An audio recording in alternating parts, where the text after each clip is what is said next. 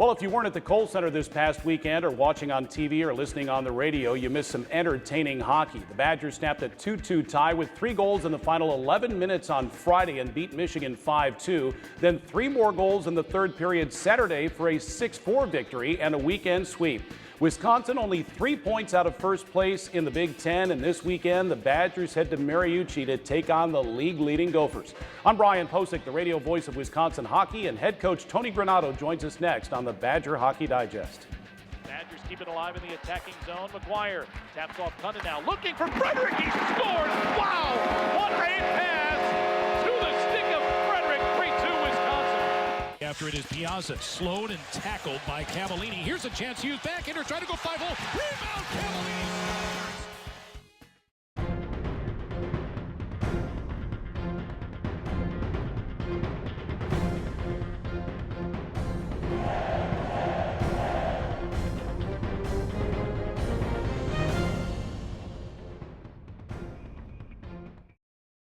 This is what collaboration looks like. This is what happens when a cardiologist in Appleton works step in step with specialists at UW Health in Madison. You see, when Terry's condition required a second opinion, his doctor turned to the cardiothoracic team at UW Health. Together, we made sure Terry got the care and the heart transplant he needed. Powerful minds, compassionate care, amazing results. UW Health, remarkable. Well, we bring in head coach Tony Granado after a weekend sweep of Michigan, and I tell you, I had a blast calling those games. What was it like on the bench? That was some entertaining stuff. It was great hockey. You know, you'd love to be in control in the third period and have a nice, relaxing finish, but both of those games, Michigan played hard. They got, we had leads in the third period. They came back to tie it, and that's when you want to see what your team's made of. And we talked about it after the Ohio State series when they gave up those 2 late goals. How's your team going to respond after giving up 2 late goals? And they responded like, let's go, we're going to win the game. And we did the same thing this weekend against Michigan when they came at us. We held them off, and we battled to show that offensively, and we went out over the boards to win the game. And our D jumped into play. That's the part I liked most of Saturday's game. And then Hart and Tischke get up into play. They don't sit back and try and defend and protect and keep it tight. We went after the victory, and both of them jumped in and scored big goals for us. Yeah, also on Saturday, encouraging is that they played pretty well defensively after you got that lead, too. There were some key plays right in front of your own net. Absolutely, we did. We protected the net front well after that. We had some big blocks throughout the series, which I thought was really big. And you know, Big Ten, it's hard to sweep. Yeah. It's hard to win games. And Michigan came at us. They I would say, played as well as they have all year.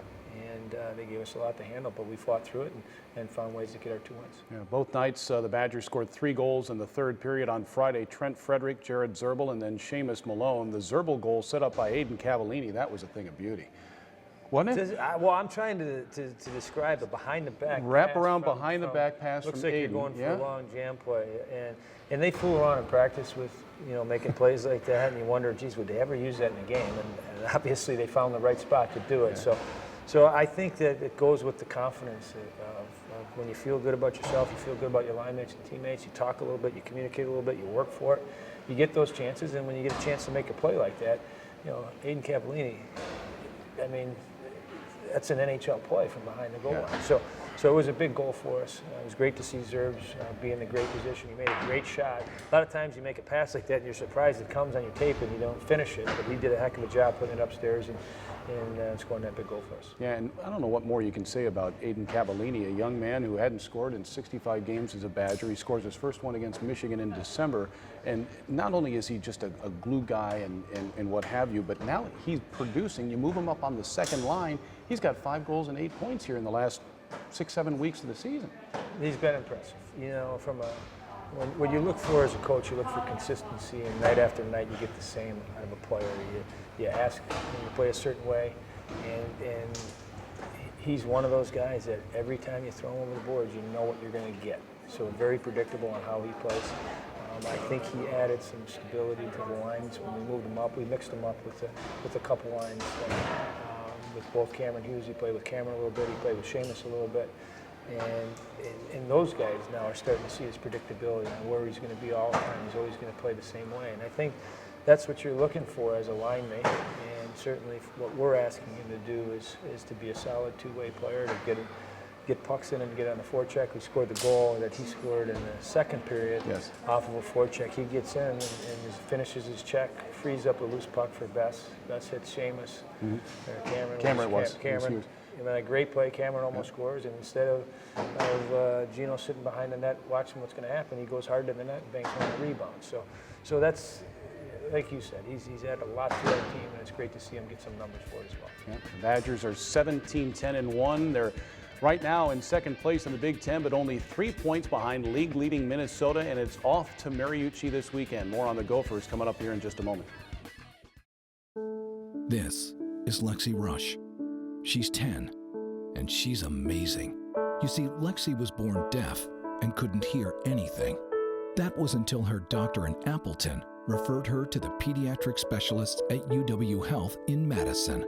Now, 2 operations later, Lexi can hear everything. Powerful minds, compassionate care, amazing results. UW Health.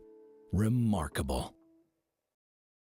I mean, I guess the border battle, I guess when we played here, it was obviously the atmosphere was sweet, and just like, you know, growing up when I came here on my visit, I actually saw the Wisconsin-Minnesota game, and the place was nuts. So, I mean, it's kind of what you look forward to, playing Minnesota. That's kind of a big game.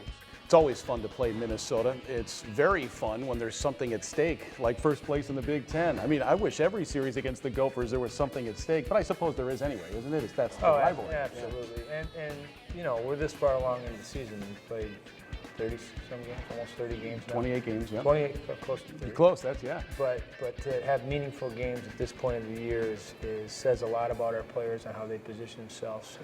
And we've stacked up and matched up and stepped up to every challenge all year long in the right way, with the right attitude, with the right energy, with the right confidence. And this is going to be a test for sure.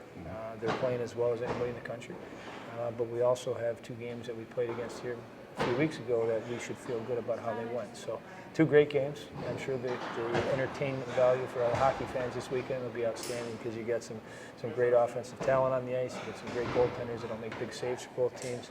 And I think you got specialty teams on both ends, both teams that'll be big parts of this series as well. So it's a great looking matchup, and like you said, Minnesota and Wisconsin, it doesn't matter when you play, where you play, it's going to be fun. Yep. Speaking of talent on the ice, Trent Frederick, a freshman, first-round draft pick of the Boston Bruins, he's riding a 6-game point-scoring streak, 7 goals and 12 points in that span. He's had 5 multi-point games in his last 6. He was on fire this past weekend against Michigan, lighting the lamp twice in each game, but it's not all about point production for Trent Frederick. I even have games where I'll be like, I didn't have a point, but I thought I played better than when I had like maybe a goal or 2. It's like I really thought I had a better game, 2 nights ago, and I didn't have any points. So I guess points aren't like what I base my game off.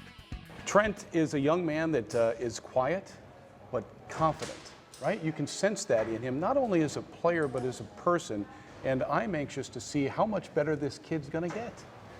He's got unbelievable upside. Like, you look at how he's progressed as the year has gone along, and really right from day one he's been an impact player in college hockey. And for an 18-year-old kid to step in on campus, to be able to jump in our lineup, power play, penalty kill, play against the other team's best line, need a big face-off, need a shot block, whatever you need, Trent can give to you. And we as coaches always say, he's so darn good, but does he know how good he is? Does he know how easy he makes it look? Does he know how everything you ask him to do, he does right? And that's a great compliment to his work ethic, his pride that he has, and how he tries to get better each and every day. So I just have totally enjoyed working with them and watching them develop. And hopefully the fans of Madison have enjoyed that too. 4 goals this weekend against Michigan was a heck of a weekend. They were all big goals. That shorthanded goal at the end of the first period was outstanding. The other plays were great on how hard he went to the net. Him and Luke have some great chemistry going as well. So looking forward to hopefully seeing many, many other goals for us this year. Yeah, shout out to Luke Cunnin, too. He had a 4-game goal-scoring streak snap, but he had 4 assists against Michigan. That big block shot that led to Freddie Shorty was a sweet play for sure. Now it's off to Mariucci to play Minnesota, a team that beat you in overtime here. Then you regroup and win the next game 5-3. I like this matchup. The bigger sheet of ice. How do you think you'll fare up there? Well, I think you're going to see in Minnesota exactly what you saw here. You got 2 dynamic teams offensively. They got a ton of speed and really high-end skill players. I think our game is going to have to be more disciplined as far as making sure we sustain more offensive zone time on them. We don't want to get in the track meet going back and forth all night or all weekend. We want to make sure that when we get puck possession in the offensive zone, that we grind them down, we use our points, try to play a game that's a little bit more disciplined offensively. Similar to the way we scored some of the goals against Michigan, down low below the goal line, you make their D make mistakes, you make them play in their D zone. That'll be a big key in this weekend series. All right, thanks for your time. Good luck. Thank you, Brian. Sure, that's Badgers head coach Tony Granado. Wisconsin and Minnesota from Mariucci Arena. Both games start at 7 o'clock Friday night on Fox Sports Wisconsin Plus. Saturday it is Fox Sports Wisconsin. Both games on the Badger Sports Network as well. For Tony Granado, I'm Brian Posick. Thanks for watching the Badger Hockey Digest.